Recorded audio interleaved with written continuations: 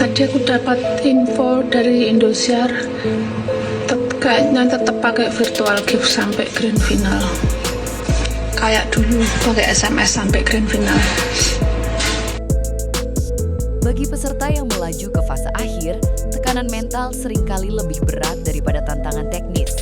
Disinilah arti dukungan fanbase yang stabil menjadi krusial. Tidak berisik, tidak memicu kontroversi, namun selalu hadir. Dukungan semacam ini memberi rasa aman dan fokus. Tasya berada dalam posisi di mana dukungan seperti ini bisa menjadi pembeda antara tampil biasa dan tampil maksimal di panggung grand final. Kisah ini membuktikan bahwa Dangdut Academy bukan hanya tentang siapa yang tersingkir dan siapa yang bertahan. Ini juga tentang bagaimana kekuatan kolektif beradaptasi dan menemukan tujuan baru. Meski satu nama harus berhenti di top 7, fanbase-nya tidak pernah benar-benar pergi. Kini seluruh energi, loyalitas, dan stok dukungan dialihkan untuk satu tujuan, mengantar Tasya hingga grand final. Dan dengan cadangan kekuatan yang disebut masih banyak, pertanyaan besarnya bukan lagi apakah dukungan itu ada, melainkan kapan dan bagaimana semuanya akan dikeluarkan. Dalam sejarah Dangdut Academy, tersingkirnya seorang peserta biasanya menandai akhir dari satu kekuatan besar. Namun kali ini, pola itu seolah patah.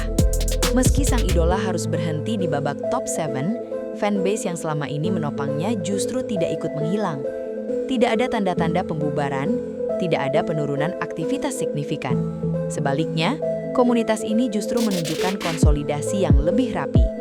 Mereka tidak larut dalam kekecewaan, tidak pula memancing keributan. Yang terlihat justru sikap tenang, seolah sudah menyiapkan langkah berikutnya jauh sebelum hasil diumumkan. Dalam dunia kompetisi hiburan, kondisi seperti ini jarang terjadi. Biasanya emosi memuncak, dukungan melemah. Namun kali ini, tersingkirnya satu nama justru menjadi titik balik bagi pergerakan fanbase yang lebih besar dan lebih terarah. Yang menarik, pergeseran arah dukungan ini terjadi tanpa pengumuman resmi, tanpa seruan terbuka. Perlahan tapi pasti, aktivitas fanbase mulai terfokus pada satu nama, Tasya. Dukungan itu tidak datang dengan euforia berlebihan, melainkan hadir secara konsisten. Di kolom komentar, di ruang live, hingga dalam percakapan antar penggemar, nama Tasya mulai disebut dengan nada penuh keyakinan. Banyak yang awalnya mengira ini hanya simpati sesaat, namun seiring waktu, terlihat bahwa ini adalah keputusan kolektif. Fanbase yang terbiasa bergerak solid, kini menemukan poros baru, dan peralihan ini dilakukan dengan disiplin yang jarang terlihat dalam komunitas penggemar hiburan. Alih-alih menumpahkan kekecewaan atas hasil top 7, fanbase justru mengubah energi emosional menjadi strategi. Mereka memahami bahwa kompetisi belum selesai dan masih ada panggung besar bernama Grand Final. Dukungan tidak diberikan secara sporadis, tetapi disusun dengan pertimbangan matang.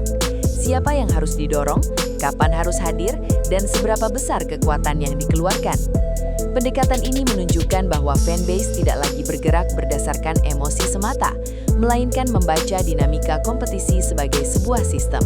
Sebuah sikap dewasa yang mengubah peran fanbase dari sekedar pendukung menjadi aktor strategis. Masuknya dukungan besar ke arah Tasya tidak terjadi dalam ruang hampa.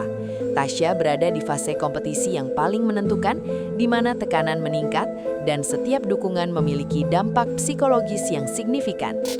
Fanbase yang datang bukan sekedar menambah jumlah, tetapi membawa stabilitas. Dukungan yang tenang, konsisten, dan terasa terorganisir. Ini bukan jenis dukungan yang mudah goyah oleh satu penampilan atau satu komentar juri. Kehadiran fanbase ini memberi pesan kuat. Tasya tidak berjalan sendiri menuju grand final. Ada kekuatan besar yang siap mengawal langkahnya hingga akhir. Istilah fanbase mati bersama tersingkirnya peserta tampaknya tidak berlaku kali ini. Yang terjadi justru sebaliknya. Fanbase ini menunjukkan karakter unik, loyalitas pada nilai dan perjalanan, bukan sekedar pada satu nama. Ketika satu pintu tertutup, mereka tidak bubar, melainkan berpindah. Fenomena ini memunculkan diskusi baru di kalangan pengamat hiburan. Apakah ini tanda perubahan budaya fanbase di Indonesia? Dari yang emosional dan reaktif menjadi lebih rasional dan berorientasi tujuan? Dangdut Academy kali ini menjadi saksi lahirnya model dukungan yang berbeda. Salah satu topik yang paling sering dibicarakan adalah keberadaan GIF bernilai besar yang kerap muncul di momen krusial. Sosok yang dijuluki The Sultan ini bukan hanya dikenal karena nominal, tetapi karena pola kemunculannya. GIF tidak dihamburkan, tidak pula dipamerkan. Datangnya terukur, seolah menunggu saat yang tepat. Yang menarik, beredar keyakinan kuat di kalangan penggemar bahwa stok dukungan ini belum sepenuhnya dikeluarkan.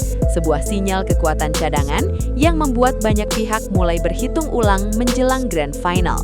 Fanbase ini tidak sekadar ikut mendukung, tetapi secara terbuka menyatakan komitmen untuk mengawal Tasya hingga babak akhir. Kata mengawal di sini bukan tanpa makna. Ini mencakup kehadiran, konsistensi, dan kesiapan untuk bergerak di saat genting.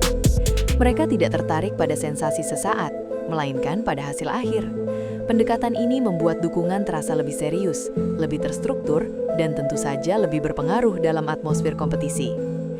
Menariknya, peralihan dukungan ini juga meredam potensi konflik antar fanbase. Alih-alih menciptakan gesekan baru, yang terjadi justru konsolidasi. Fokus tidak lagi pada siapa yang tersingkir, tetapi siapa yang masih berjuang. Dalam konteks ini, rivalitas berubah bentuk. Bukan lagi saling menjatuhkan, melainkan saling menguatkan satu poros utama. Sebuah dinamika yang jarang terlihat, namun sangat efektif dalam kompetisi jangka panjang.